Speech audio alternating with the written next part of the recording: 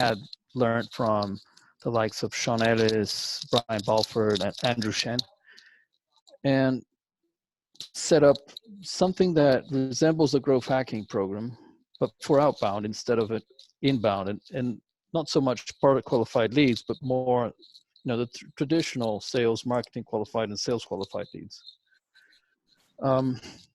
And we really needed to come up with a process, right? And I'm sure you've seen this before. I mean, the graph here is basically split up in three. There's a discovery phase, which is when we frame the journey of the buyer for a specific niche, which we define early on as the challenge. The challenge is to penetrate that niche. And the reason why we like to penetrate niches is just so much focus on our part of getting the leads for that specific niche. And because normally niches are attainable, and startups don't really need 100 sales closes per month if they are going for the B2B space, right? Especially when they're starting to grow, they want, a couple, maybe then 3, then 5, then it goes like that. You can't handle 100 companies coming in at 1 month. So niches work out well for both startups and for us to focus the work on. Once defining the challenge, meaning the scope of the work, the niche, etc., we interview a lot of executives, 5 to 10 executives that have buying or have had buying power for that niche inside companies similar to the ones we're targeting. After doing the interview with these guys, we go into really is a sort of a design sprint where we go and do a lean UX work, mainly trying to set up a sales experience. But first, setting up the buyer personas so that we know when to reach them, what's their pain point according to their buying journey, right? And once we do that, we frame the opportunities, meaning we know when to reach them, how to reach them, with what to reach them. We sort of form hypotheses around a bullseye framework that to choose the right channel. We try those out in a very metrified way. So these experiments then either work or don't work. The ones that work, we keep and execute on those, and then continuously measure and learn, till the end of the program. It's a 6-month program. As you can see, its discovery phase takes about a month. Preparation, which is basically preparing materials and preparing the message, the credentials deck. Most of these startups don't have really good initial sales materials, right? After we do that, there's this, we go into the pipeline management, which is basically bringing people in through outbound efforts, assuming that the company does all the inbound, right? All the content is produced by the company.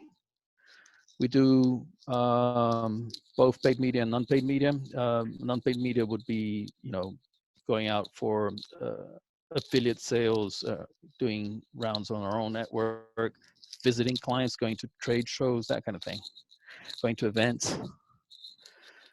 And the outbound marketing then, instead of trying to, because normal companies, they separate the marketing from the sales, right? We like to use our growth pods, as we call them, to do the flow. So we take care of everything from beginning to end until the closing. And we actually set up the meetings with the clients, the calls or meetings, whatever. We go through the calls, and then we go through the proposals. Then we ask for the RFP or whatever it is. And most of these companies we work with are in the B2B space. All of the companies. So B2C just makes it very much more complicated because of the scale that you need to bring people in. And normally it's a self-serve business, meaning that the inbound tends to be good enough. The network effects have to be great. In the case of B2B, they really need our help navigating the corporate, the enterprise space here in the US.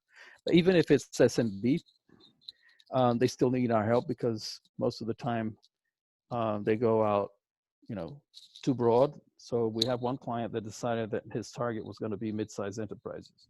Coming from Spain, that was like, okay. So he went to all the trade shows that mid-sized enterprises go to. He went to Gartner, he went to a lot of places, and all he got was 2,800 leads that led nowhere. So he came to us. What am I to do? I said, focus. Let's do construction and engineering first and get credentials there. And it worked. We got engineering companies, big engineering companies doing RFPs within 3 to 4 months. Because most of these companies, they don't know about sales. I mean, they like to think they do, but in fact, they don't. They know about inbound normally. But once you put an inside sales rep there doing outbound, it's a mess. I mean, they spend too much money on paid media. They don't know what they're doing the paid media for most of the time. They just keep going at it because that's the only thing they know. And once they go to trade shows, they don't know also how to get the client to close, right? And so they go at it with a hard close attitude, which generally speaking, you know, frightens the customer off, because most of the products we're talking about aren't must have. They're all nice to have. And most of these companies, you know, they don't care if they buy a product or not. They're only going to buy a product if they feel that the pain point's big enough, obviously, but if they feel comfortable buying it, right? Anyway, so we do the whole management, and some companies we even work with product qualified leads as well. And then this outside product engagement at the bottom is we divide it up as the market divides it up in top of the funnel, middle of the funnel, and bottom of the funnel.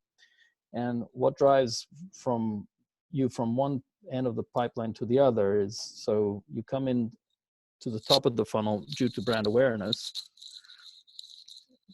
of the offer in general and the brand. And then we marketing qualify you, meaning you've expressed interest in the value proposition and engaging. Once you've expressed interest, you go into the middle of the funnel. After we get you to talk to us, and then we know how much budget you have, what you want, what you already have in place, then you become a sales qualified lead, which is the bottom of the funnel. And then it's a question of getting from that meeting to the proposal, to an RFP, and to a vendor agreement and a purchase order. That is kind of the aim here. And we help the startups understand how all that works and be ready for when the time comes, right? Anyway, so we expect the companies to do inbound content marketing. We do the outbound, and we do the outbound in such a manner that it can be transferred easily to the company if they so want to later on. But what we bring in, which is really interesting, is the growth hacking mentality, where, you know, we work with not only niche market, but small budgets, very data driven, try to be as scientific as possible and help the company get the metrics it needs, not only for the sales, but also to find investors later on, right? One of the things that we do when we do the preparation phase is work through this bullseye framework, which is basically putting all the channels in each channel. And then when we test out each channel, we choose 6 that we feel were, you know, that have proven to work best in that specific case because we tested it. And after we focus on these 6, we choose 3. And we choose 3 because the 3 that we need a primary channel for each of the stages of the funnel. What is the channel for top of the funnel? What is our channel for the middle of the funnel? What is our channel for the bottom of the funnel? What channel is going to help us close? So in some cases here we had LinkedIn as the top of the funnel, email marketing as the middle of the funnel, and our own events as the bottom of the funnel for a MarTech SaaS B2B client. Now for this other productivity software we got, it was trade fairs for the top of the funnel, influencer marketing for the middle of the funnel, and email marketing for the bottom of the funnel. So this all happens very differently according to which vertical you're working with and which product you're working with. Obviously, once we find out what works, and we can build a scaling playbook, as we call it, but for that to happen, we have to test each of these 6 channels, and this is kind of a list of activities we do for each channel. It's just a sample. It changes a lot, varying from company to company. And you can tell that this is more enterprise companies because you got Gartner in there, you got PMI events, and so on. And we do a series of intelligence collection and analysis so that we can, perform the activities in an efficient manner. After, we also do some product analysis to see if there's anything impeding, product qualified leads for working for us to do upsell later on. But this is way ahead. And this is what a normal hypothesis looks like. We collectively decide on what is the hypothesis, right? What channels, what's the challenge, what channel we're going to use for that challenge, what message, what effect do we want, and what results do we want from that effect, right? And sometimes they're different now, effects and results. And then we build the materials out for that specific hypothesis, set up the experiment, somebody else reviews it, we run the experiment, then we analyze it, it's good, excellent, it's scale, or keep doing that. And then if it doesn't, then decide what we're going to change or if we're just going to throw it out. And at the bottom here, this slide, you see some examples of what that would look like. Not the hypothesis itself, but what kind of metrics we're trying to, as an example, right? Yep. This is the sales funnel materials. This is a sample. It does have some inbound materials in there because we do use a lot of inbound materials as well, because it's needed nowadays. People, once you get in touch with them, they check your website, they check your LinkedIn, they check whatever, right? Yep. So this is a sample idea of materials that's needed for each of the phases. So the top of the funnel is more concerned about awareness. The middle of the funnel more about engagement. How am I going to engage with this person? What does he want? What's his pain points? Nurturing is about the close. Is keep the learning experience going. Keep talking so that you can get to the proposal as quick as possible, right? And then do the transaction, customer onboarding, and customer success, and so on. And we do all this with a team of what we call a growth pod, is basically a growth expert, which is really a growth hacker. Then having a project manager, what we normally call that person a sales operation. Sales operation handles everything about organizing the teams and organizing the client so that we are successful.